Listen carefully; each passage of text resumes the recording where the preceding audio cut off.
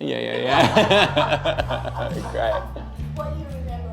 There are pictures of when Dave was probably just starting out and going, I remember us going into a place in Newtown and walking in, and Dave's up on the little stage. It's a tiny little venue about this size. There's about 2 people in it. And we walk in, he said, "Hi Mum, hi Dad, take a seat anyway." I grew up on the North Shore, Sydney North Shore. Went to school up that way, and then as I got older, I eventually moved down to the beaches of Sydney. We knew forever, we knew that Dave was never going to wear a suit and tie. We knew that he was relatively nonconformist, not in a protesting way, but just anti-establishmentarian. You know, we saw that when he was at school. So Dave, he didn't study music at school, but when he was, I think he was about 13, he picked up the guitar and wanted to learn a few chords. So I taught him a couple of chords that we sort of play around the campfire, drinking beer. And I remember within 2 years, he just kept going. Yeah, I don't want to sound like a sob story, but I was getting a little bit bullied in year 6. I was about 12 years old, and I remember thinking, oh, maybe if I learnt the guitar, I'd be a little bit cooler, and maybe that'd get the guys off my back a little bit. And it didn't work, but eventually it kind of landed and it sorted itself out. But I owe a little bit of gratitude to those boys, because that started my passion for music and guitar. Well, I learnt the guitar from Dad initially. He taught me a bunch of songs. First song was Green Day, Time of Your Life, which I feel like is a bit of a rite of passage for most guitarists. And then something a little harder, but a beautiful song, Blackbird by the Beatles. As I started to grow in confidence on the guitar, I'd start to join Dad and his mates, because they'd pull out the guitars after dinner parties and after a couple of beers, and we'd just sing harmonies and take turns playing lead guitar. So someone would play rhythm, and we just noodle over the top of it. And I did that for years, but I'm still a terrible lead guitarist. It's just so foreign to my brain, I can't do it. He decided, I want to be able to play the guitar and sing, and just went for it. Yeah, there was a really quirky teacher at my school. He didn't last long. I think he got fired eventually, but we had a year meeting and he was giving this speech to everyone, and he said something like, "You guys can do anything you want to do as long as every decision from this moment points in that direction." And that was a really poignant message for me.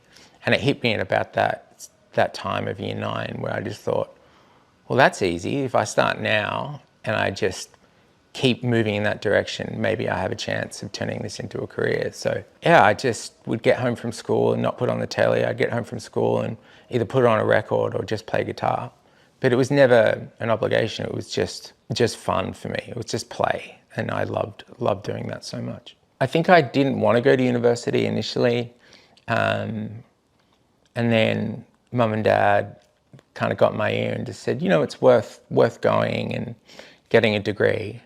And I'm really grateful for that, because it was at university where I met yourself and I met Killian, and our initial drummer, and essentially Boy and Bear was formed through meeting like-minded people. So it was one of the best decisions we ever made. I think when we got the nod from Triple J, Unearthed, so they picked up a song which was part of my solo record, and by the time we released the second song, we were doing it as Boy and Bear, and it was called Mexican Mavis.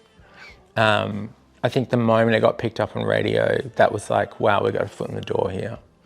And we played a gig, I think at the Spectrum, and we sold it out, and we only had 8 songs. Probably become more special after having this conversation and reflecting on, you know, playing guitar in the living room as a kid to playing, you know, in front of 5,000-6,000 people at the Opera House forecourt. Yeah, it takes a while for me to wrap my head around that, but I think that will be an amazing experience, and I'm very much looking forward to that. I think they will be stoked and very excited for the show, and I've always had so much support from them, and as well as my older brother and younger sister, and I think they'll all be there at the show, and hopefully, well, not hopefully, I think they'll be very proud that I've made it to that sort of goal.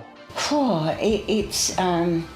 right, of course, it's enormously long way from that empty room and those two people and the sticky floors. I actually think it's an honour and a privilege to play at the Opera House. To me, it's so full to be there. It's, you know, we can use all these words, iconic and all of that, but to play on the steps kind of means more to me. I think of the Opera House and the Bennelong Point.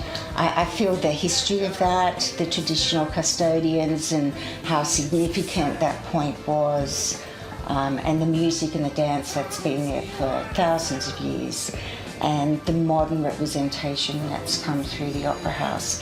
And to have you be invited into that forum, that wonderful depth is very spiritual for me. And did I ever dream of it? No, never a step that I would dare take. But certainly it's one I take with enormous pride and enormous respect. I think not only for what the band has achieved and shown their capability, but there's this kind of coming home sense that this venue creates and this opportunity creates. Yeah.